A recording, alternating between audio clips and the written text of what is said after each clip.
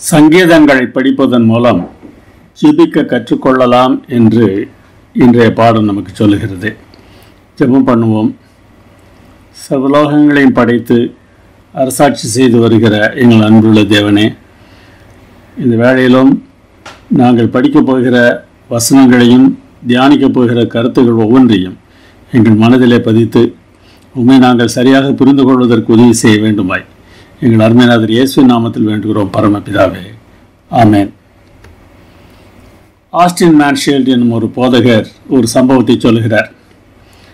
ஒரு நாள் கடற்கரை நெடுஞ்சாலை நோக்கி காரை ஓட்டி கொண்டிருந்தார். ஒரு இடத்துல சாலை வளைக்கிற்காக காத்திருக்கிறார். அப்பொழுது முன்னால் நின்ற ஒரு காரின் பின்புறத்தில் இருந்த படமும் வார்த்தைகளும் அவர் மனதை ஈர்த்தன. கைகூட்டி ஜெபிக்கிற ஒரு குழந்தையின் படம் அங்கே இருந்தது. அதற்கு எடுத்திருந்த வார்த்தைகள் அவருக்கு அதிர்ச்சியை தந்தன. ஜெபத்தை போல ஏமாற்றுவது வேறு எதுவும் இல்லை என்று அதில் எழுதப்பட்டிருந்தது. அதாவது அவர் ஜெபித்து அவருக்கு கிடைக்கவில்லை என்று தெரிகிறது. எனவே ஜெபிப்பது பிரயோஜனமற்றது, அது ஒரு ஏமாற்று வேலை என்று அவர் எழுதியிருந்தார். இதற்கு காரணம் ஜெபத்தை பற்றிய தவறான புரிந்து கொள்ளுதல் தான். வேறு எதுவாக இருக்க முடியும்? கேட்பதையெல்லாம் தேவன் கொடுத்து விடுவார் என்று பலர் இன்றைக்கு பிரசங்கம் பண்ணி வருகிறார்கள். அதை போன்ற ஏமாற்று வேலை எதுவும் கிடையாது. அப்படி தேவன் எங்கேயும் வாக்கு பண்ணவும் இல்லை. தேவ சித்தப்படி கேட்டால்தான் கிடைக்கும் என்று அவர் சொல்கிறார். ஏன் அப்படி சொல்கிறார்? எது நல்லது என்று நமக்கு தெரியாது. எனவே நல்லது என்று நாம் நினைத்து கேட்கின்ற ஒன்று நல்லதாக இல்லை என்றால் அவர் எப்படி அதை நமக்கு தருவார்? நமக்கு எது தேவையோ அதை நிச்சயமாக தருவார். இந்த புரிந்து கொள்ளுதல் அநேகருக்கு ஜெபத்தை பற்றி இல்லை. நாங்கள் கேட்பதையெல்லாம் அவர் தந்து விடுவார் என்று நினைத்து கொண்டிருக்கிறார்கள். அப்படி கிடைக்கவில்லை என்றால் விரக்தி வருகிறது, ஒரு நம்பிக்கை இல்லாத நிலைமை வருகிறது. ஜெபத்தை போல ஏமாற்றுவது வேறு எதுவும் இல்லை என்கிற வார்த்தைகளுக்கு அடுத்த இன்னொரு வாக்கியமும் அங்கே இருந்தது. அடுத்தபடி நாத்திகம், அதாவது தேவன் இல்லை என்கிற எண்ணத்திற்கு வந்து விடுகிறோம் என்று சொல்லப்பட்டிருக்கிறது. இது சரிதானா? கேட்பதெல்லாம் கிடைக்கவில்லை என்றால் உடனடியாக மக்கள் நாத்திகத்திற்கு திரும்பி விடுகிறார்களா? அப்படி இல்லை. அப்படி இல்லாதவர்கள் இருக்கிறார்கள் என்பதைத்தான் இன்றைக்கு நாம் படிக்கப் போகிற சங்கீதங்கள் நமக்கு காட்டுகின்றன. நம்பிக்கை தரக்கூடிய சூழ்நிலை இல்லாவிட்டாலும் நான் நம்புவேன் என்று சொல்கிறார்கள். இந்த பிடிவாதம் நமக்கு தேவை. நாம் விரக்தியாக இருந்தாலும் என் தேவனை நம்புவேன், அவரிடம் ஜெபிப்பேன் என்று சங்கீதங்கள் 44, 22, 13, 60 சொல்கின்றன. இதைத்தான் இந்த சங்கீதங்கள் நமக்கு கற்றுக் கொடுக்கின்றன. நாம் எப்படி ஜெபிக்க வேண்டும் என்பதை இந்த சங்கீதங்கள் மூலமாக நாம் கற்றுக்கொள்ளப் போகிறோம். அப்படி ஜெபிக்க கற்றுக்கொள்ளுதல் சரிதானா?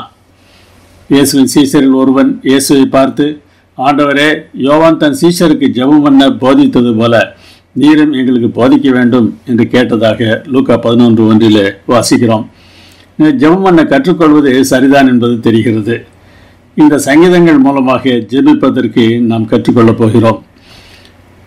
சிலர் நினைக்கிறார்கள் ஜெபம் பண்ண கற்றுக்கொள்ளக்கூடாது, அது தானாக வர வேண்டும், அதுதான் உண்மையான ஜெபம் என்று பல கிறிஸ்தவர்கள் நம்புகிறார்கள். ஆனாலும் இயேசுவிடம் சீடர்கள் ஜெபிக்க கற்றுக் கொடுக்க கேட்டதன் மூலமாக நாம் கற்றுக்கொள்ளலாம் என்பதுதான் நமக்கு தெரிகிறது. சங்கீத புத்தகத்தை ஒரு ஜெப புத்தகம் என்று நாம் பார்த்தோம். இந்த புத்தகத்தை வேதாகமத்தின் மையத்தில் தேவன் வைத்திருக்கிறார். ஒரு கால மக்கள் எவ்வாறு ஜெபித்தார்கள் என்று நாம் பார்ப்பதற்கு மட்டுமல்ல, இன்று நாம் எவ்வாறு ஜெபிக்கலாம் என்பதையும் அந்த புத்தகம் கற்றுக் கொடுக்கிறது.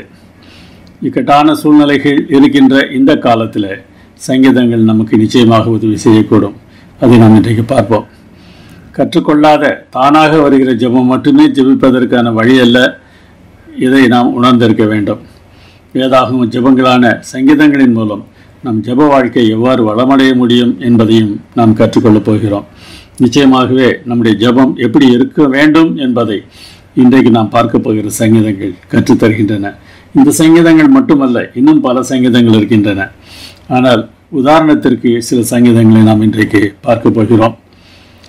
ஜெபத்திலே நாம் சங்கீதங்களை பயன்படுத்தலாம். நம்முடைய தொழுகை அனுபவத்தில் சங்கீதங்களுக்கு நிறைந்த பங்கு இருக்கின்றது. அப்படி என்ன பங்கு இருக்கின்றது என்பதை நாம் பார்ப்போம். கொலோசியர் 3:16 வாசிக்கிறோம், சங்கீதங்கள் மூலமாக ஒருவருக்கொருவர் போதித்து புத்தி சொல்லலாம். எனவே சங்கீதங்களை பாடும்போது புத்தி சொல்லுகிற சங்கீதங்கள் அங்கே இருக்கின்றன. பாட்டுகளை இவ்வாறு பயன்படுத்தலாம் என்று தெரிகிறது. துதிப்பதற்கு மாத்திரம்தான் என்று இல்லை, புத்தி சொல்வதற்கு கூட சங்கீதங்களை பயன்படுத்தலாம் என்று வேதாகமும் சொல்கிறது. அப்படி நாம் சங்கீதங்களை பாடும்போது அந்த ராகத்தையும் வார்த்தைகளையும் முக்கியப்படுத்தி பாடாமல் பக்தியோடு பாட வேண்டியது அவசியமாக இருக்கிறது. இதையும் கொலோசியர் 3:16 சொல்கிறது. அது மாத்திரமல்ல, ஒருவன் துன்பப்பட்டால் ஜெபம் பண்ண வேண்டும், மகிழ்ச்சியாக இருந்தால் சங்கீதம் பாட வேண்டும் என்று யாக்கோபு 5:13 வாசிக்கிறோம். ஆனால் இந்த சங்கீத புத்தகம் ஜெபமும் பாடலுமாக இருக்கிற காரணத்தினாலே துன்பத்தின் வேளையிலும் மகிழ்ச்சியாக இருக்கும் போதும் இந்த பாட்டுகளை பயன்படுத்தி இருக்கிறார்கள். சங்கீதங்களை எவ்வாறு பயன்படுத்துவது என்பதை பற்றிய ஒரு சில குறிப்புகளை நாம் பார்ப்போம். தினம் ஒரு சங்கீதம் என்று நாம் வாசிக்கலாம். இது மிகவும் எளிதான ஒரு வழி. இன்றைக்கு துவங்குகிறீர்கள் என்று வைத்துக் கொள்ளுங்கள். ஒவ்வொரு நாளும் ஒரு சங்கீதம் வாசிக்கப் போகிறேன். 5 மாதங்களில் 150 சங்கீதங்களை நாம் வாசித்து விடுவோம். அல்லது நம்முடைய சூழ்நிலைக்கு ஏற்ற சங்கீதத்தை நாம் வாசிக்கலாம்.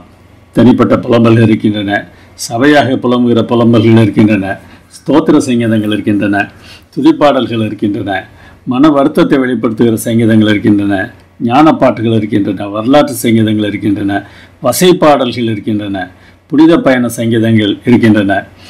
இந்த சங்கீதங்களில் ஒன்றை அன்றைய நம்முடைய அனுபவத்திற்கு ஏற்ற பிரகாரமாக நாம் தேர்ந்தெடுத்து வாசிக்கலாம். அந்த சங்கீதங்களை வாசித்து விட்டு போவது மாத்திரம் பயன் தராது. அதை நாம் தியானிக்க வேண்டும்.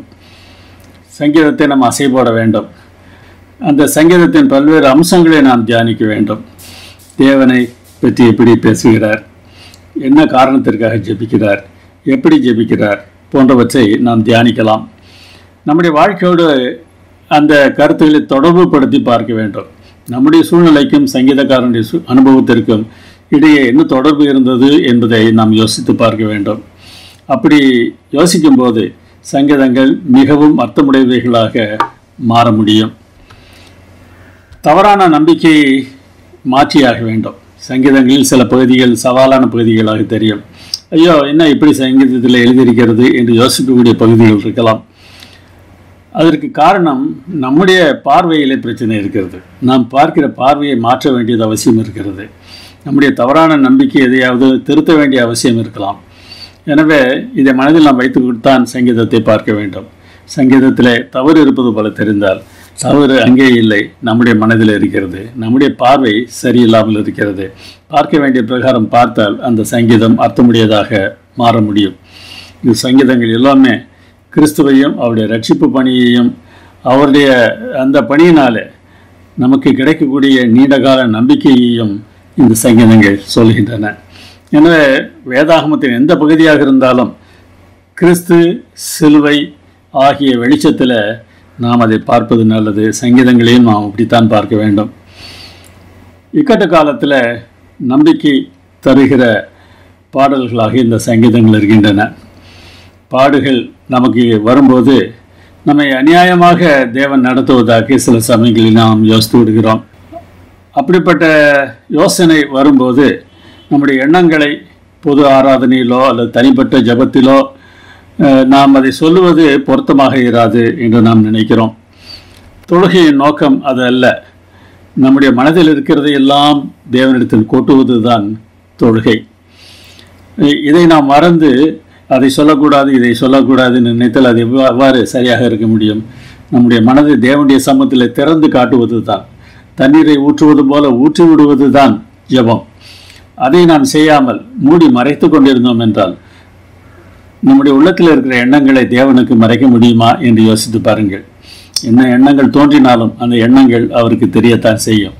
அவற்றை அவரிடத்தில் சொல்லி, ஆண்டவரே இப்படி எல்லாம் என்னுடைய மனதில் யோசனைகள் ஓடுகின்றன, நான் என்ன செய்ய வேண்டும் என்று ஆண்டவரிடத்தில் ஆலோசனை கேட்பது எவ்வளவு நல்லதாக இருக்க முடியும். எனவே நம்முடைய உண்மையான உணர்வுகளை நேர்மையாக வெளிப்படுத்துவது மிகவும் அவசியமானதாக இருக்கிறது. அப்படி செய்யாவிட்டால் தேவனை நாம் அணுகி செல்ல முடியாது. சங்கீதங்களை சொல்லி நாம் ஜெபிக்கும்போது நம் அனுபவத்தை மறுத்தோ வெட்டியோ எதையும் பேச வேண்டியதில்லை. சங்கீதக்காரர்கள் எவ்வாறு ஜெபித்திருக்கிறார்களோ அவ்வாறு நாமும் கூட ஜெபிக்கலாம். சங்கீதம் 44 நாம் பார்த்தால் பேச்சு சுதந்திரம் அங்கே சங்கீதக்காரனுக்கு இருந்தது நமக்கு தெரிகிறது. தவறே செய்யாமல் ஒரு கஷ்டம் நமக்கு வருகிறது. நான் தவறு செய்து கஷ்டம் வரும்போது நான் இப்படி தவறு செய்தேன், அதனால் கஷ்டம் வந்தது என்று சொல்லிவிடுவோம். நான் எந்த தவறும் செய்யவில்லையே, எனக்கு ஏன் கஷ்டம் வருகிறது என்று சொல்லி நம்முடைய உள்ளத்தில் ஒரு எரிச்சல் சில சமயங்களிலே வரலாம். ஆனால் அதையும் கூட ஆண்டவரிடத்தில் சொல்லலாம். ஏன் ஆண்டவரே என்று ஆண்டவரிடத்தில் கேட்கலாம். பேச்சு சுதந்திரம் இந்த சங்கீதங்களில் வெளிப்படுவதை நாம் பார்க்க முடியும். சங்கீதம் 44 என்ன சொல்கிறது என்று பார்ப்போம். எல்லா காலங்களிலும் உள்ள எல்லா விசுவாசிகளுக்கும் அந்த சங்கீதம் பொருத்தமானதாக இருக்கிறது. இந்த சங்கீதத்தை எழுதியது கோராகின் புத்திரர் என்று வேதாகமம் சொல்கிறது. வனாந்திரத்தில் பயணம் செய்து வரும்போது கோராகும் இன்னும் சிலரும் சேர்ந்து கலகம் செய்து பூமிக்குள் புதையுண்டு இறந்தார்கள். ஆனால் அந்த சமயத்தில் கோராகின் பிள்ளைகள் தன் தகப்பனோடு சேர்ந்து கொள்ளவில்லை, அவர்கள் தப்பித்தார்கள். அந்த வம்சத்தைச் சேர்ந்தவர்கள் பாட்டு பாடுவதில் வல்லவர்களாக இருந்திருக்கிறார்கள். அந்த பொறுப்பும் ஆலயத்தில் அவர்கள் கொடுக்கப்பட்டது. அந்த கோராகின் புத்திரரில் யாரோ ஒருவர் இந்த சங்கீதத்தை எழுதியிருக்கிறார். மஸ்கீல் என்னும் சங்கீதம் என்று சொல்லப்பட்டிருக்கிறது. மஸ்கீல் என்றால் ஞானம் தரும் சங்கீதம். தேவனுடைய வழிகளை பற்றி அந்த சங்கீதம் பேசுகிறது. தேவன் எப்படிப்பட்டவர், அவர் என்ன செய்கிறார் என்பதையெல்லாம் நாம் அங்கே பார்க்கிறோம். 1ஆம் வசனத்தையே பாருங்களேன். தேவனே, எங்கள் பிதாக்களுடைய நாட்களாகிய பூர்வ நாட்களில் நீர் நடப்பித்த கிரியைகளே அவர்கள் எங்களுக்கு அறிவித்தார்கள், அவைகளை எங்கள் காதுகளால் கேட்டோம். என்னென்ன பெரிய பெரிய அற்புதங்களெல்லாம் நீர் செய்திருக்கிறீர் என்று அவர்கள் சொன்னார்கள் ஆண்டவரே, அவற்றையெல்லாம் நாங்கள் கேட்டோம். பல தேசங்களை உம்முடைய பிள்ளைகளுக்கு முன்னராக நீர் துரத்தினீர், இவர்களை பலுகி பெருக பண்ணினீர். ஆனால் மற்ற தேசங்களை இவர்கள் கைப்பற்றினார்கள் என்றால் அதற்கு காரணம் இவருடைய திறமை இல்லை, இவருடைய பட்டயம் இல்லை, இவருடைய ஞானம் இல்லை. நீர் இவர்கள் மேல் பிரியமாக இருந்தபடியினால நீர் அவ்வாறு உம்முடைய பலத்தினாலே உம்முடைய வல்லமையினாலே அவர்களுக்கு இதையெல்லாம் தந்தீர். எனவே இந்த பழைய காலத்தில் தேவன் நடத்தின சம்பவங்களை அவர் நினைத்து பார்த்து நானும் அப்படித்தான் இருப்பேன் என்று கூட அவர் சொல்கிறார். என்னுடைய நம்பிக்கை எப்படிப்பட்டது தெரியுமா? நான் என் வில்லை நம்ப மாட்டேன், என் பட்டயம் என்னை ரட்சிப்பதில்லை. பாடலை எழுதினவர்கள் லேவியர்கள். அவர்கள் பட்டயத்தை எடுத்துக்கொண்டு சண்டை போட போக மாட்டார்கள். ஆனால் அவர் இங்கே சொல்கிறார், என் வில்லை நம்பேன், என் பட்டயம் என்னை ரட்சிப்பதில்லை என்று எழுதியிருக்கிறார். இது எல்லோரும் பாடுவதற்காக எழுதப்பட்ட பாடல். எனவே ராஜாவும் ராஜாவினுடைய வீரர்களும் இந்த பாடலை பாடும்போது என் வில்லை நான் நம்ப மாட்டேன், என் பட்டயத்தை நான் நம்ப மாட்டேன் என்று அவர்கள் சொல்ல வேண்டியது அவசியமாக இருந்தது. அதனால் இவ்வாறு எழுதியிருக்கிறார்கள். ஆனால் ஒவ்வொரு தனி மனிதனும் தன்னுடைய தொழிலிலே தான் பயன்படுத்துகிற கருவிகளையும் தன்னுடைய திறமைகளையும் நம்பாமல் இருப்பதற்கு இந்த சங்கீதம் கற்றுக் கொடுக்கிறது. என்னுடைய நம்பிக்கை என் மேலே எனக்கு இல்லை. இந்த ஜனங்கள் சத்துருக்களை ஜெயித்தார்கள், அது உம்முடைய பலத்தினால் நடந்தது. அதே போல உம்முடைய நாமத்தினாலே எங்களுக்கு விரோதமாக இருக்கிறவர்களை நாங்கள் அழித்து விடுவோம். நாங்கள் தினமும் தேவனுக்குள் மேன்மை பாராட்டுவோம், உம்முடைய நாமத்தை நாங்கள் துதிப்போம் என்று சொல்கிறார். இப்படியெல்லாம் தேவனை துதித்து முற்காலத்தில் தேவன் செய்த நன்மைகளை தியானித்து எங்களுக்கும் அதுபோல செய்வீர் என்று சொன்னாலும் கூட தேவனுடைய பிள்ளைகளுக்கு துன்பங்கள் வரலாம். இதை நாம் சரியாக புரிந்திருக்க வேண்டும். இப்படியெல்லாம் நாம் இருந்தால் நமக்கு பிரச்சனையே வராது என்று எண்ணுவது இன்றைக்கு உலகத்தில் தேவன் நம்மை நடத்துகிற விதத்தை நாம் அறியாமல் இருக்கிறோம் என்பதை காட்டுகிறது. நான் உண்மையாக இருந்தாலும் ஏன் இப்படி நடக்கிறது? அந்த கேள்வியை சங்கீதக்காரன் கேட்கத்தான் செய்கிறார். நீர் எங்களை தள்ளிவிட்டு நாண பண்ணுகிறீர், வெட்கப்படுத்தி விட்டீர், எங்கள் சேனைகளுடனே செல்லாதிருக்கிறீர். நாங்கள் ஜாதிகளுக்குள்ளே பழமொழியாக இருக்கவும் ஜனங்கள் எங்களை குறித்து தலை துலுக்கவும் செய்கிறீர். தலையை துலுக்கி எங்களை கேவலமாக பேசுகிறார்கள். அதற்கு காரணம் நீர்தான். ஏன் எங்களோடு நீர் வரவில்லை என்ற ஒரு கேள்வியை இங்கே சங்கீதக்காரர் கேட்கிறார். சத்துருக்கள் எங்களை அழிக்கிறார்கள், பகைவர்கள் எங்களை கொள்ளையிடுகிறார்கள். ஆடுகளைப் போல நாங்கள் இரையாகிறோம். தேசங்களுக்குள் நாங்கள் சிதறடிக்கப்படுகிறோம். உங்களுடைய ஜனங்களை இலவசமாக விற்றுவிட்டீர் என்று கூட சொல்கிறார். ஏனென்றால் மனிதரை விற்று அவருக்கு எந்த லாபமும் இல்லை. இப்படியெல்லாம் எங்களை ஒரு கஷ்டமான நிலைக்கு நீர் வைத்து விட்டீர் ஆண்டவரே. இதையெல்லாம் யோசிக்கும் போது எனக்கு மிகுந்த கஷ்டமாக இருக்கிறது. அதற்கு பிறகு அந்த பாடலில் அவர் சொல்லுகிற வார்த்தைகள் தான் நாம் கவனிக்க வேண்டியவை. இந்த துன்பம் எல்லாம் வந்தாலும் நாங்கள் உண்மையாக இருக்கிறோம். இவையெல்லாம் எங்கள் மேல் வந்திருந்தும் உண்மையை நாங்கள் மறக்கவும் இல்லை, உங்களுடைய உடன்படிக்கைக்கு துரோகம் பண்ணவும் இல்லை. இந்த கஷ்டங்கள் எல்லாம் வந்தன, ஆனால் நாங்கள் உண்மை விட்டு விலகவில்லை. நீர் எங்களை வலுசற்பங்கள் உள்ள இடத்திலே நொறுக்கி மரண இருளினாலே எங்களை மூடியிருந்தும் எங்கள் இருதயம் பின்வாங்கவும் இல்லை, எங்கள் காலடி உங்களுடைய பாதையை விட்டு விலகவும் இல்லை. இப்படி எல்லாம் நடந்தாலும் நாங்கள் உண்மை விட்டு பின்வாங்கவில்லை. நாங்கள் எங்களுடைய தேவனுடைய நாமத்தை மறந்து அந்நிய தேவனை நோக்கி கையெடுத்திருந்தோமானால் தேவன் அதை ஆராய்ந்து விசாரியாதிருப்பாரோ? இருதயத்தின் அந்தரங்கங்களை அவர் அறிந்திருக்கிறாரு. ஒருவேளை நாங்கள் வேறு தெய்வங்களை நினைத்திருந்தால் அது உமக்கு தெரியாதா? எல்லாம் உமக்கு தெரியுமே. என்ன துன்பம் வந்தாலும் நாங்கள் உமக்கு உண்மையாகத்தான் இருக்கிறோம்.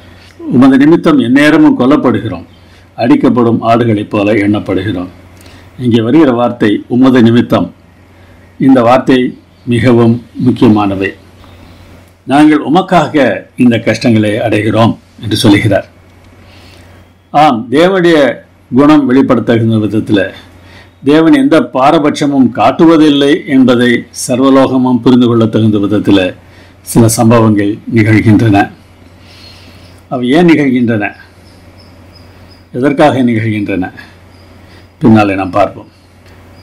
தேவனுடைய நாமத்தின் நிமித்தம் நாம் கொல்லப்படுகிறோம். இதை நாம் ஏற்றுக்கொள்வது நம்முடைய பார்வையை மாற்றும். இந்த தேவனை நம்புவதில் நாம் எப்படி இருக்கிறோம் என்பதை இது வெளிப்படுத்துகிறது. ஆண்டவரே விழித்து கொள்ளும், ஏன் நித்திரை பண்ணுகிறீர்? எழுந்தருளும், எங்களை என்றைக்கும் தள்ளிவிடாதிரும். ஏன் உம்முடைய முகத்தை மறைத்து எங்கள் சிறுமையையும் எங்கள் நெருக்கத்தையும் மறந்து விடுகிறீர் என்று கூட சங்கீதக்காரன் கேட்கிறார். தன்னுடைய உணர்வுகளை அப்படியே அவர் அங்கே கொட்டுவதை பார்க்க முடிகிறது. நமக்கும் கஷ்டங்கள் பிரச்சனைகள் வரும்போது தேவனுடைய சமூகத்தில் ஒரு அப்பாவை பார்த்து பிள்ளை கேட்பது போல ஏன் ஆண்டவரே, ஏன் ஆண்டவரே என்று நாம் கேட்கலாம். அதில் எந்த தவறும் இல்லை என்பதைத்தான் இந்த சங்கீதங்கள் காட்டுகின்றன. எங்கள் ஆத்மா புழுதி மட்டும் தாழ்ந்திருக்கிறது, எங்கள் வயிறு தரையோடு ஒட்டி இருக்கிறது. இதெல்லாம் சொல்லிவிட்டு உண்மை நம்பி என்ன பயன் இருக்கிறது, எங்களுக்கு எதுவும் நன்மை செய்யவில்லையே என்று கோராகின் புத்திரர் சொல்லவில்லை.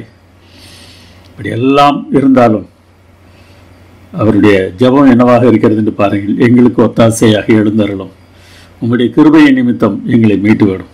என்ன நடந்தாலும் உம்மைத்தான் நம்புவேன், உம்மை மட்டுமே நம்புவேன். தேவனுடைய பிள்ளைகள் தங்களுடைய உள்ளத்தை இவ்வாறு வெளிப்படுத்த வேண்டியது அவசியமாக இருக்கிறது.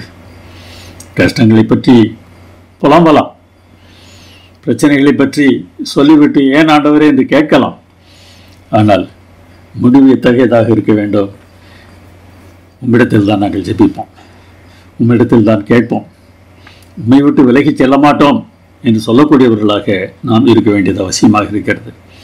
சில சமயங்களில் நான் கேட்பது எனக்கு கிடைக்கவில்லை என்றால் இந்த தேவனை ஏன் வணங்க வேண்டும் என்று சொல்லிவிட்டு பலர் அவரை விட்டு விலகிச் செல்வதை பார்க்க முடிகிறது.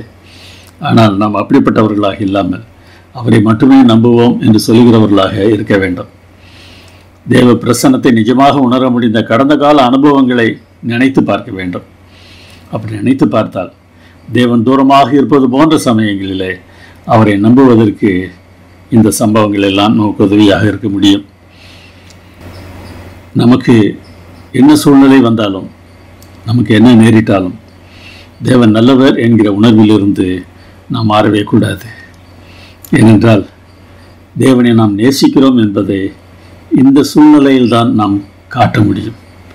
எல்லாம் நன்மையாக நடந்து கொண்டிருக்கிற சமயத்தில் தேவன் நல்லவர் என்று சொல்வது நமக்கு எளிதாக இருக்கலாம். ஆனால் என்ன நேரிட்டாலும் அவர் நல்லவர் என்று சொல்லக்கூடிய நிலைதான் சாத்தானுக்கு மரண அடியாக இருக்கும்.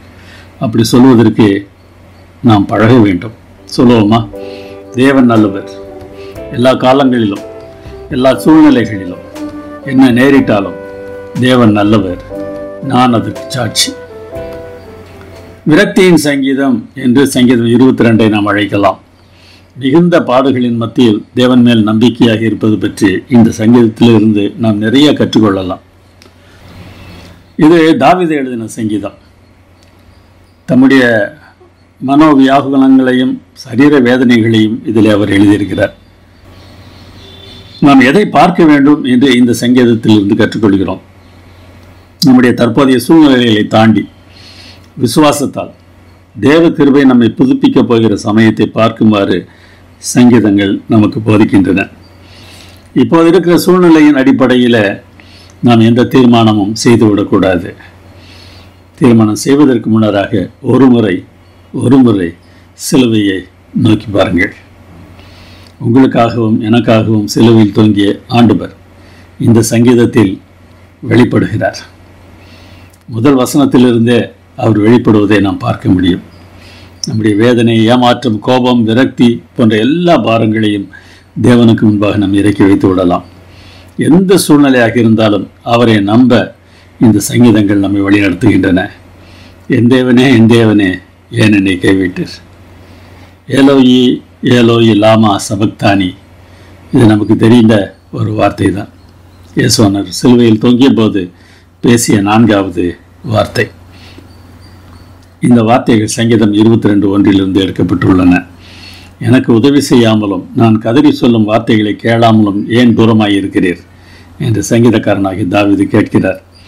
இந்த அனுபவம் தான் இயேசுவுக்கும் வந்தது. தூரமாக இந்த தேவன் நிற்பது போல் தெரிகிறது. தனிமை உணர்வு நம்மை வாட்டுகிறது. துக்கமும் வேதனையும் நம்மை கஷ்டப்படுத்துகின்றன. ஏன் என்னை கைவிட்டீர் என்று தேவனிடத்தில் நாம் கேட்பதற்கு தள்ளப்படுகிறோம். கேட்கலாம். ஆனால் முடிவிலே நாம் என்ன சொல்லப் போகிறோம் என்பதுதான் முக்கியமானது. எப்போது கூப்பிட்டாலும் நீர் கேட்பதில்லை. பகலில் கூப்பிடுகிறேன், இரவில் கூப்பிடுகிறேன், எனக்கு மனதில் அமைதியே இல்லை, ஆனால் நீர் பதில் சொல்வதாக தெரியவில்லையே என்று சங்கீதக்காரன் ஏங்குகிறார். இந்த சங்கீதத்தில் ஒரு வார்த்தையை பயன்படுத்துகிறார். நானோ ஒரு புழு, மனுஷன் அல்ல, மனுஷரால் நிந்திக்கப்பட்டும் ஜனங்களால் அவமதிக்கப்பட்டும் இருக்கிறேன் என்று சொல்கிறார். இங்கே புழு என்பதற்கு அவர் பயன்படுத்தியிருக்கிற வார்த்தை மிகவும் முக்கியமான வார்த்தை. டோலா என்கிற வார்த்தையை பயன்படுத்துகிறார். டோலா என்பது ஒரு குறிப்பிட்ட வகையான புழு. அந்த புழுவின் தன்மை என்ன? தன்னுடைய சரீரத்தை, தன்னுடைய மாம்சத்தை தன்னுடைய பிள்ளைகளுக்காக கொடுத்து தன் ஜீவனை விடுகிற ஒரு புழு அது. இந்த வார்த்தை இயேசுவை சுட்டி காட்டக்கூடிய ஒரு வார்த்தையாக இருக்கிறது. இயேசுவானவர் தம்முடைய பிள்ளைகளுக்காக தன்னுடைய சரீரத்தை சிலுவையில் தொங்குவதற்கு அனுமதித்தார். மற்றவர்கள் இகழ்ந்தாலும் மற்றவர்கள் நிந்தித்தாலும் தேவன் சிலுவையை விட்டு இறங்கி வந்து விடவில்லை. நான் யார் என்று நினைக்கிறீர்கள்? என்னை பார்த்தா இப்படி பேசுகிறீர்கள் என்று இயேசு கொந்தளித்திருக்கலாம். ஆனால் அமைதியாக அந்த துக்கங்களை எல்லாம் சகித்து கொண்டு சிலுவையின் வேதனைகளை ஒரு மனுஷனாக அனுபவித்தார். இந்த அன்புதான் நமக்கு என்ன துன்பம் வந்தாலும் அதை பெரிதாக எண்ணி பார்க்காமல் இருப்பதற்கு நம்முடைய மனதை மாற்ற வேண்டும். என்னை பார்க்கிறவர்கள் என்னை பரியாசம் பண்ணினார்கள், உதட்டை பிதுக்கினார்கள், தலையை துலுக்கினார்கள். இயேசுவானவருடைய வாழ்க்கையின் கடைசி பகுதியை தியானித்து பாருங்கள். இந்த வார்த்தைகள் எல்லாம் அவருடைய வாழ்க்கையில் நிறைவேறியதை நாம் பார்க்க முடியும். கர்த்தர் மேல் நம்பிக்கையாக இருந்தானே, அவர் இவனை விடுவிக்கட்டும், இவன் மேல் பிரியமாயிருக்கிறாரே, இப்பொழுது இவனை மீட்டு விடட்டும் என்று சொல்கிறார்கள். என்ன சொல்கிறார்கள் புரிகிறதா? இவனுக்கு தேவனோடு தொடர்பு இருக்கிறதா? அதை எப்படி நம்புவது? தேவன் இவனை கைவிட்டு விட்டார், தேவனுக்கும் இவனுக்கும் எந்த தொடர்பும் இல்லை என்று உங்களை பற்றி யாராவது சொல்கிறார்களா? இயேசுவையும் அப்படித்தான் சொன்னார்கள். இயேசுவும் அந்த வேதனையை அனுபவித்தார். அவருக்கும் பிதாவுக்கும் தொடர்பு இல்லையா? பிதாவுக்கு அவர் மேல் அக்கறை இல்லையா? அவருக்கு நன்றாக தெரியும் பிதாவுக்கு அவர் மேல் அக்கறை இருக்கிறது. ஆனால் பட்ட கஷ்டங்கள், வேதனைகள் ஒரு மனிதனாக அவரால் தாங்க முடியாத நிலையில் இருந்தது என்றால் நம் அனைவருடைய பாவமும் அவர் மேல் சுமந்தது. அநேகம் காளைகள் என்னை சூழ்ந்திருக்கிறது, பலத்த எருதுகள் என்னை வளைந்து கொண்டது, சிங்கத்தை போல் எனக்கு முன்னதாக வாயை திறந்து நிற்கிறார்கள். எப்படியெல்லாம் பேசுகிறார் பாருங்கள். நாய்கள் என்னை சூழ்ந்திருக்கிறது, பொல்லாதவர்களின் கூட்டம் என்னை வளைந்து கொண்டது, என் கைகளையும் என் கால்களையும் உருவ குத்தினார்கள். எல்லா வேதனைகளையும் இயேசுவானவர் அனுபவித்து நமக்கு நன்றாக தெரியும். என் வஸ்திரங்களை தங்களுக்குள்ளே பங்கிட்டு என் உடையின் பேரில் சீட்டு போடுகிறார்கள். இதுவும் நடந்ததல்லவா? சங்கீதம் 22 மேசிய சங்கீதம், மேசியாவை பற்றிய சங்கீதம். மேசியா வெற்றி ராஜாவாக வருவார் என்றுதான் யூதர்கள் நினைத்து கொண்டிருந்தார்கள். இந்த சங்கீதத்தை எல்லாம் அவர்கள் பார்ப்பது இல்லை, பார்த்ததும் இல்லை, இன்றைக்கும் பார்ப்பதும் இல்லை. இதெல்லாம் இருந்தாலும் எப்படிப்பட்ட நம்பிக்கை இந்த சங்கீதக்காரனிடத்தில் இருந்தது தெரியுமா? இஸ்ரவேலின் துதிகளுக்குள் வாசமாயிருக்கிற தேவரீரே பரிசுத்தர், எங்கள் பிதாக்கள் உம்மிடத்தில் நம்பிக்கை வைத்தார்கள், நம்பின அவர்களை நீர் விடுவித்தீர். எனக்கு இந்த கஷ்டங்கள் எல்லாம் வருகின்றன, ஆனால் முன்னோர்கள் உம்மை நம்பி விடுதலை பெற்றார்கள், இன்னும் அப்படிப்பட்ட விடுதலையை எனக்கு நீர் தருவீர் என்ற நம்பிக்கை அவர்களிடத்தில் இருந்தது. உம்மை நோக்கி கூப்பிட்டு தப்பினார்கள், உம்மை நம்பி வெட்கப்பட்டு போகாதிருந்தார்கள். ஆம், விரக்தி வந்தாலும் நாம் சொல்ல வேண்டியது, ஆண்டவரே, இது உம்முடைய குணம் இல்லையே, எப்படியெல்லாம் நீர் மற்றவர்களை தப்புவித்திருக்கிறீர், என்னையும் நீர் தப்புவிக்கலாமே என்று தேவனுடைய சமூகத்தில் ஜெபிக்கிறதை விட்டுவிடாது இருக்கக்கூடிய ஒரு தன்மை விசுவாசிகளிடத்தில் காணப்படுகிறது. அது சொல்லுகிறார், நீரே என்னை கற்பத்தில் இருந்து எடுத்தவர், என் தாயின் முளைப்பாலை நான் உங்கையில் என்னை உம்முடைய பேரில் நம்பிக்கையாக இருக்க பண்ணினீர். கற்பத்திலிருந்து நான் வெளிப்பட்ட போதே உன் கரத்தில் நான் விழுந்தேன். நான் என் தாயின் வயிற்றில் இருந்தது முதல் நீர் என் தேவனாய் இருக்கிறீர். எப்போது நீர் என் தேவன்? என் தாயின் வயிற்றில் நான் இருந்தது போதே, வெளிப்பட்ட போதே, எல்லா சமயங்களிலும் நீர் என்னோடு இருக்கிறீர். அதனால் அவர் ஜெபிக்கிற ஜெபம் என்ன? என்னை விட்டு தூரமாக எதையும், ஆபத்து கிட்டே இருக்கிறது, சகாயரும் இல்லை, ஆனாலும் கர்த்தாவே நீர் எனக்கு தூரமாகாதேயும், என் பலனே எனக்கு சகாயம் பண்ண தீவிரித்து கொள்ளும். ஆம், இப்படி எல்லாம் இருந்தாலும் உங்களிடத்தில் தான் நான் ஜெபம் பண்ணுவேன். என் ஆத்மாவை பட்டயத்திற்கு தப்புவியும், நாய்களின் துஷ்டத்தனத்திற்கு தப்புவியும், என்னை சிங்கத்தின் வாயிலிருந்து ரட்சியும், காண்டாமிருகத்தின் கொம்புகளில் நான் இருக்கும்போதே எனக்கு செவி கொடுத்தருளினீர். ஆபத்து வந்தது, என்னை அழிப்பதற்கு எல்லா ஏற்பாடுகளும் செய்து விட்டார்கள். ஆனால் அந்த ஆபத்துக்கு மத்தியில் என்னுடைய ஜெபத்திற்கு நீர் பதில் கொடுத்தீர். ஆனால் அவர் பொருத்தனை சொல்கிறார், உம்முடைய நாமத்தை என் சகோதரருக்கு அறிவித்து சபை நடுவில் உம்மை துதிப்பேன்.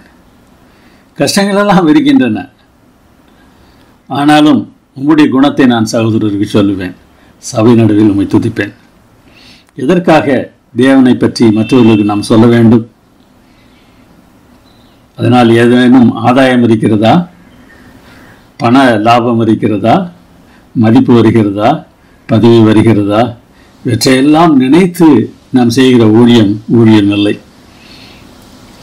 தேவனுடைய குணத்தை புரிந்து கொண்டு அதை சொல்வது நமக்கு சந்தோஷமான ஒன்றாக இருக்கும். சபையில் தேவனை துதிப்பது தேவனை மேன்மைப்படுத்துவதற்காக இருக்க வேண்டும். எல்லோருக்கும் அவர் அழைப்பு விடுகிறார். கர்த்தருக்கு பயப்படுகிறவர்களே அவரை துதியுங்கள், யாக்கோபின் சந்ததியாரே நீங்கள் எல்லாரும் அவரை கனம் பண்ணுங்கள், இஸ்ரவேலின் வம்சத்தாரே நீங்கள் எல்லாரும் அவர் பேரில் பயபக்தியாயிருங்கள். அவர் எப்படிப்பட்டவர்? உபத்திரப்பட்டவனுடைய உபத்திரவத்தை அவர் அற்பமாக எண்ண மாட்டார், அவர் அருவருக்க மாட்டார், தம்முடைய முகத்தை அவனுக்கு மறைக்க மாட்டார். தம்மை நோக்கி கூப்பிடுகையில் அவனை அவர் கவனித்து கேட்பார். எப்படி ஆரம்பித்தார்? என் தேவனே என் தேவனே ஏன் என்னை கைவிட்டீர்?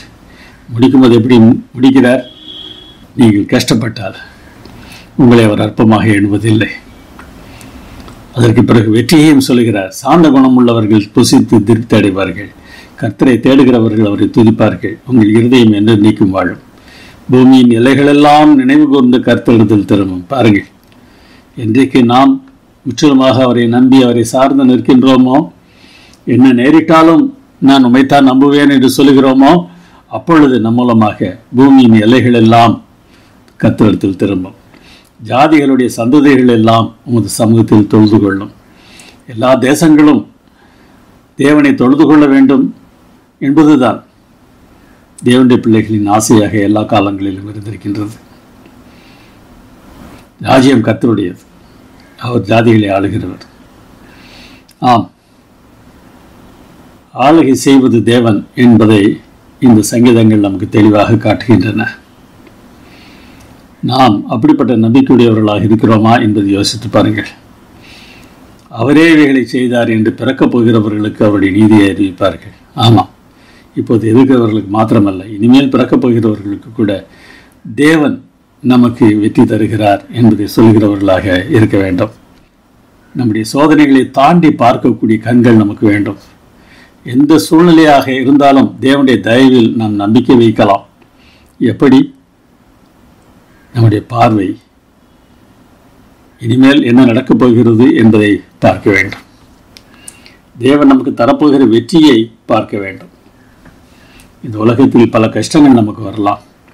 அந்த கஷ்டங்களை தாண்டி அவர் வரும்போது நம்முடைய நிலை எப்படி மாறப்போகிறது என்பதை யோசித்து வாழ்கிறவர்களாக நாம் மாற வேண்டும்.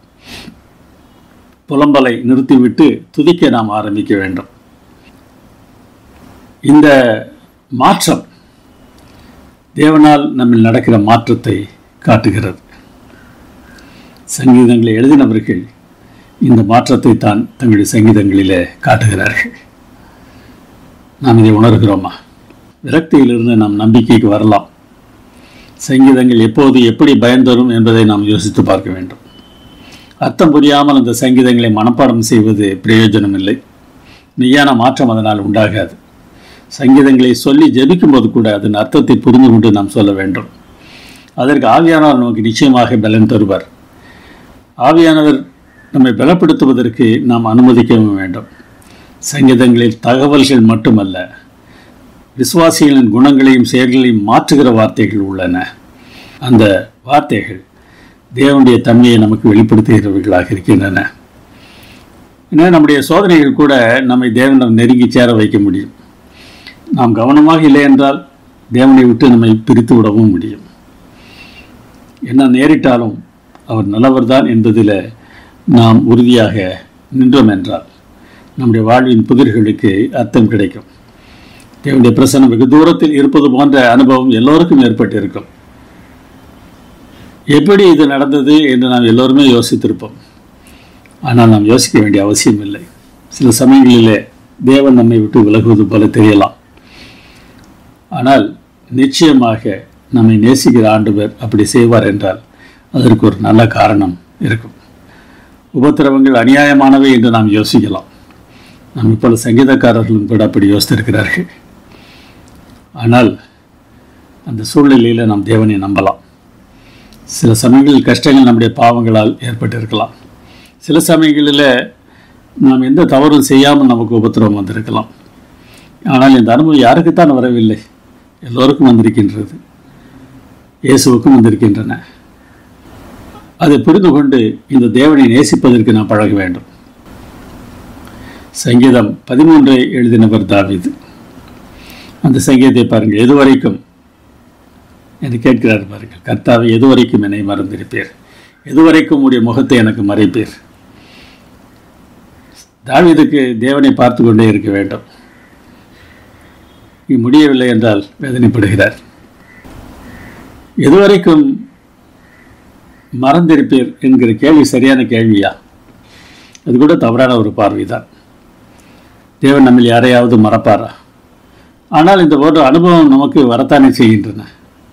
எல்லோருக்கும் இது போன்ற அனுபவங்கள் வரத்தான் செய்கின்றன. அப்போது நாம் புலம்பத்தான் செய்கிறோம்.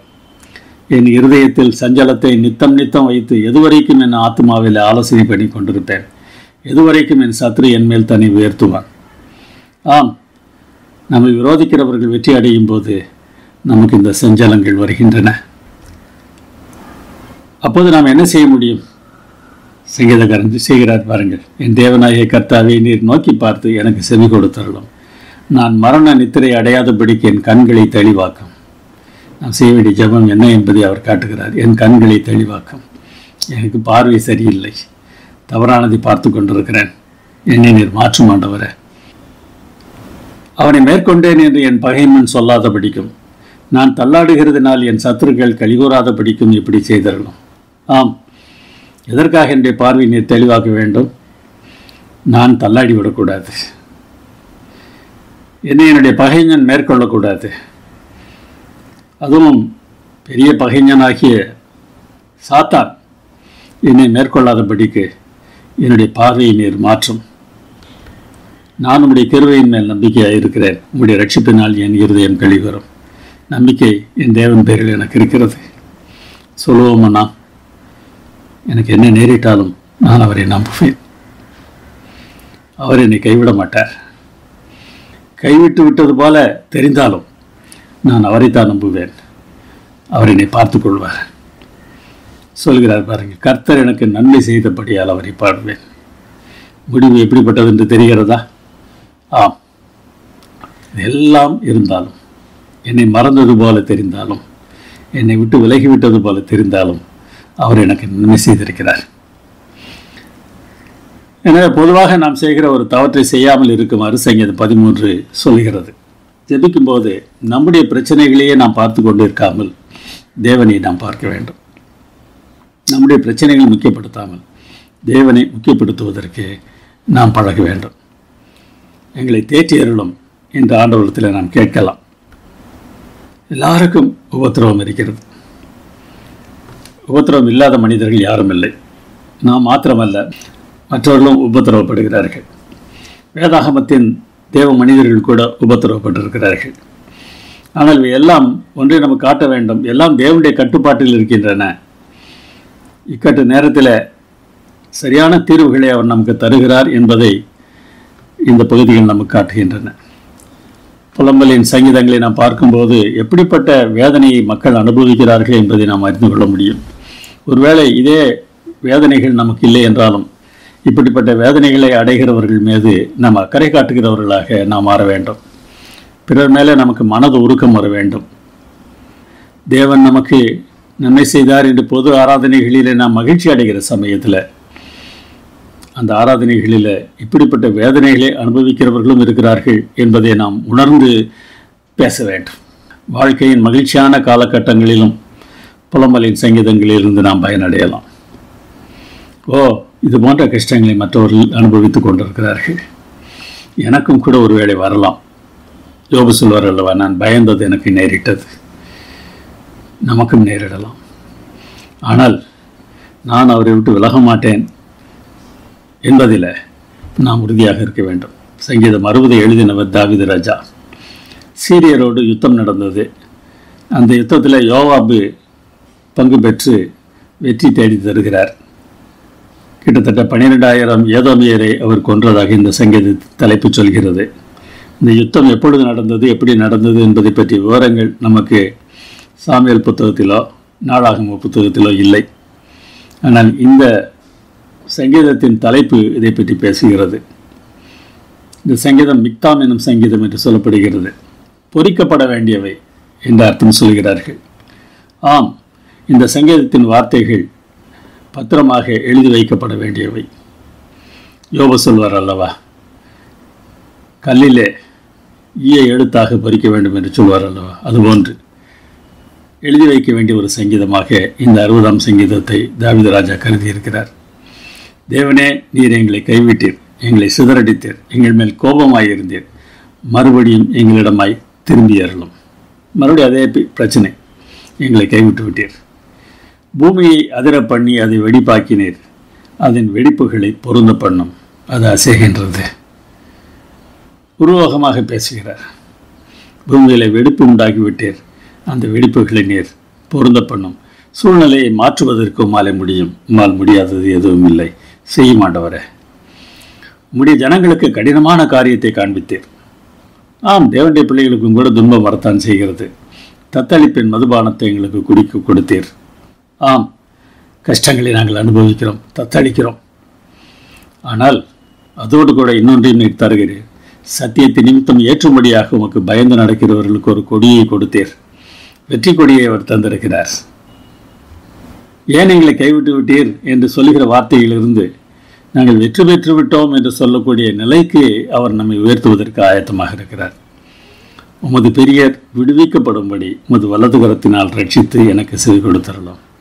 இந்த கஷ்டப்படுகிறவர்களை உமது பெரியர் என்று அழைக்கிறார். தேவனுக்கு பிரியமானவர்கள். துன்பம் அடைகிறவர்கள் கூட தேவனுக்கு பிரியமானவர்களே. யாருக்காவது கஷ்டம் வந்தால் தேவன் அவனை அடித்து விட்டார், அவனை நசுக்குகிறார், கஷ்டப்படுத்துகிறார் என்று சந்தோஷப்படக்கூடியவர்கள் இன்றைய உலகத்தில் இருக்கிறார்கள். ஆனால் துன்பம் அனுபவிக்கிறவர்களும் தேவனுக்கு பிரியமானவர்களே என்று இந்த சங்கீதம் சொல்வதை பாருங்கள்.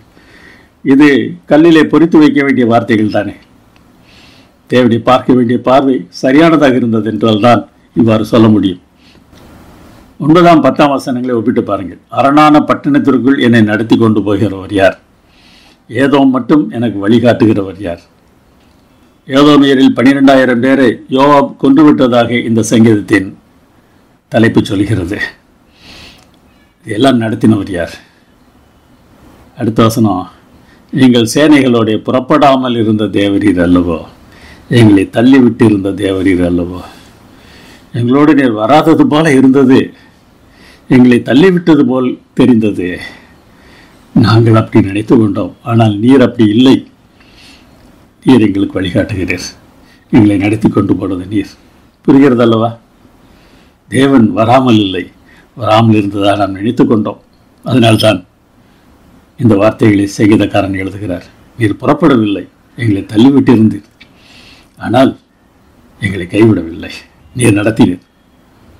நம்முடைய வாழ்க்கையிலும் கூட தேவன் இதை செய்வதற்கு எப்பொழுதும் ஆயத்தமாக இருக்கிறார். வியாதியஸ்தர்களை குணமாக்கவும் சாத்தானிடம் அகப்பட்டவர்களை விடுவிக்கவும் கிறிஸ்து வந்தார். ஆரோக்கியமும் பலமும் அவருக்குள் இருந்தது. அந்த ஆத்துமாக்களுக்குள் அவர் நுழைந்த போது, அவருடைய வார்த்தைகள் நுழைந்த போது தங்கள் பாவத்தை குறித்து உணர்ந்தார்கள். ஆவிக்குரிய வியாதிகளிலிருந்தும் சரீர பிரகாரமான நோய்களிலிருந்தும் அவர்கள் விடுதலை அடைந்தார்கள். இந்த தேவனை நீங்கள் சற்று நோக்கி பாருங்கள்.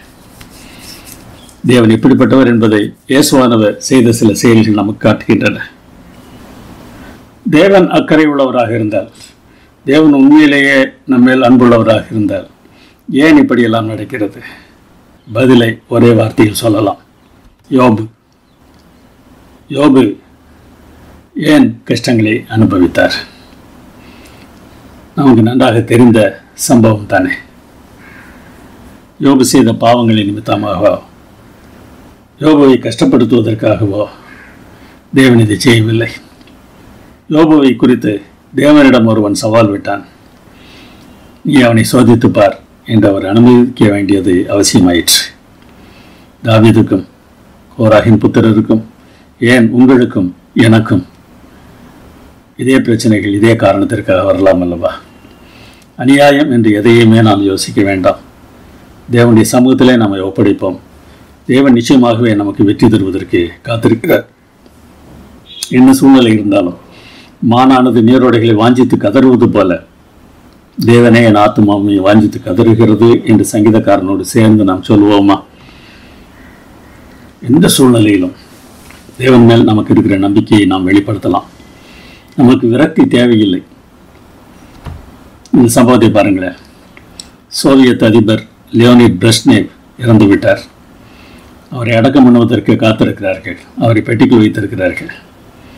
அமெரிக்காவின் உதவி ஜனாதிபதியாக அப்போது இருந்த ஜார்ஜ் புஷ் இந்த சம்பவத்தை சொல்கிறார். பெட்டியை அவர் பார்த்து கொண்டிருக்கிறார். தலைமாட்டில் பிரெஷ்னேவின் மனைவி விக்டோரியா பிரெஷ்னேவ் நிற்கிறார். பெட்டியை மூடுவதற்கு வருகிறார்கள். அந்த சமயத்தில் அந்த அம்மா ஒன்று செய்தார்கள். பிரெஷ்னேவுடைய மார்பில் ஒரு சிலுவை குறியை போட்டார்கள். சோவியத் நாடானது கடவுள் இல்லை என்று அப்போது சொல்லிக் கொண்டிருந்தது. பிரெஷ்னேவ் அதை வலியுறுத்தி கொண்டு வந்தவர். அந்த நாட்டின் தலைநகரத்தில் அதிபரின் வீட்டில் அதிபருக்கு அருகே இந்த தேவனை நம்புகிற ஒரு பெண் இருந்திருக்கிறார். சிலுவை போட்டுவிட்டதனால பிரெஷ்னேவ் ரட்சிக்கப்படுவார் என்று நான் சொல்லவில்லை. ஆனால் அந்த பெண்ணின் மனது எப்படிப்பட்ட நம்பிக்கை உடையதாக இருந்தது என்பதைத்தான் நாம் பார்க்க வேண்டும். எல்லா சூழ்நிலைகளிலும் உலகமே நம்மை எதிர்த்தாலும், தேவன் மேல் நமக்கு இருக்கிற நம்பிக்கையை நாம் விட்டுவிடக்கூடாது.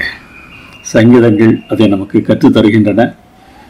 இந்த சங்கீதங்களைப் போல நமக்கு என்ன மனநிலை வந்தாலும், என்ன பிரச்சனை வந்தாலும், அவரிடத்தில் எல்லாவற்றையும் கொட்டி விட்டு, நீர் பார்த்து கொள்ளும் ஆண்டவரே என்று சொல்லக்கூடியவர்களாக நாம் மாற வேண்டும்.